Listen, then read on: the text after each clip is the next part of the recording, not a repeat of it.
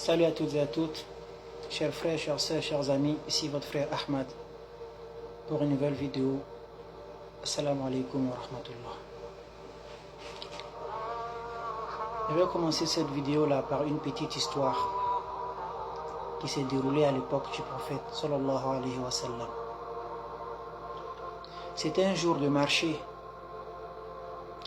et un juif est rentré dans le marché des musulmans pour venir faire ses achats.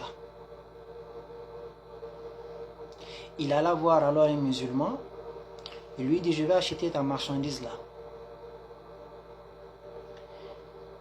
Et le musulman il le regarde, il regarde le juif là, et il regarde de l'autre côté, il voit un musulman, son frère musulman qui est assis à côté de sa marchandise. Et regardez ce qu'il va dire au juif. Il lui dit: mon frère, je ne voudrais pas être méchant, tu m'excuses. Vraiment, tu m'excuses. Mais tu vois le gars assis là, tu vois le gars qui est assis là-bas.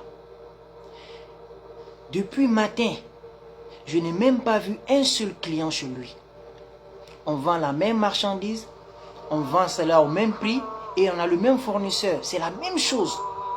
Mais moi, alhamdoulilah, j'ai déjà eu ma dépense pour demain. J'ai déjà eu ma dépense. De quoi je vais nourrir ma famille. Mais lui là-bas, il est assis. Wallahi, ça me ferait énormément plaisir que tu ailles acheter pour lui. Parce qu'il n'a rien vendu depuis le matin. Je le vois. Le juif, il a dit: ah ok, il n'y a pas de problème. Hein. Si c'est ce que tu veux, il n'y a pas de problème. C'est toi qui le dis. Et il alla trouver ce dernier-là. Ils ont commencé à discuter. Et tout à coup, c'est l'heure de l'appel à la prière. Le gars, il entend, ils sont en train d'appeler à la prière.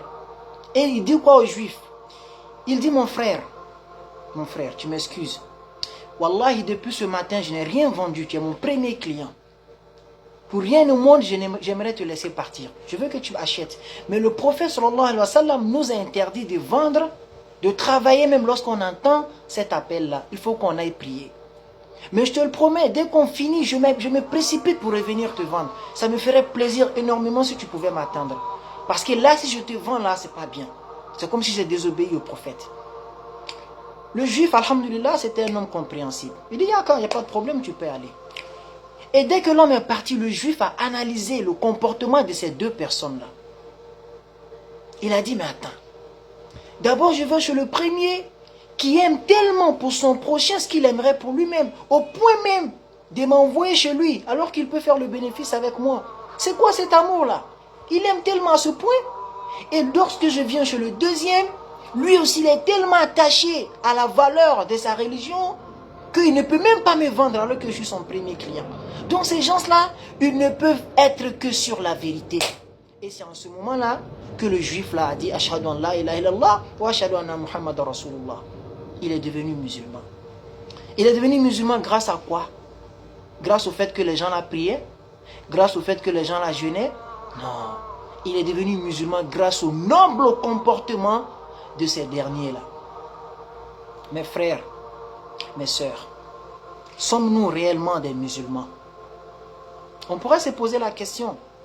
Parce que le prophète sallallahu alayhi wa sallam avait prédit quelque chose 1400 ans en arrière. On doit craindre que cela ne s'applique sur nous. Parce que si cela s'applique sur nous, ça veut dire qu'on est foutu. Ça veut dire qu'on prie pour ne rien, on jeûne pour ne rien, on va à la Mecque pour ne rien, on fait tout pour ne rien. Qu'est-ce que le prophète sallallahu alayhi wa sallam avait dit?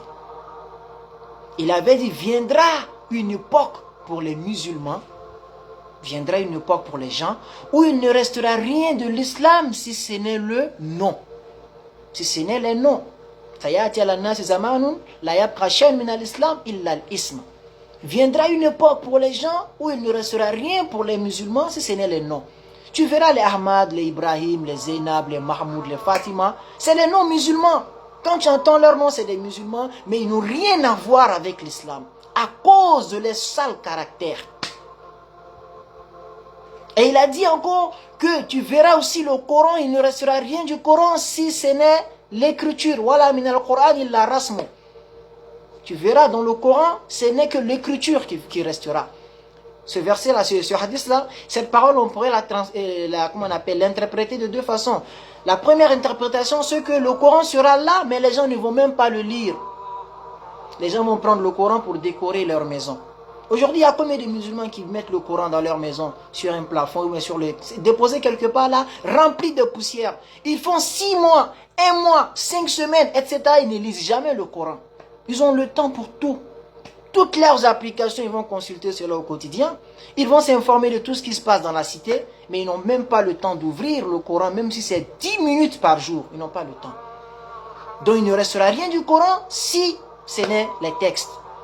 Ou encore on pourrait interpréter ça en disant qu'il ne restera rien du Coran si ce n'est les textes. C'est que les gens vont lire le Coran, mais ils ne vont même pas l'appliquer.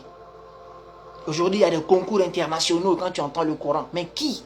Combien de... Est-ce que si les musulmans appliquaient le Coran au sens propre du terme, on allait se retrouver avec ce type de comportement-là?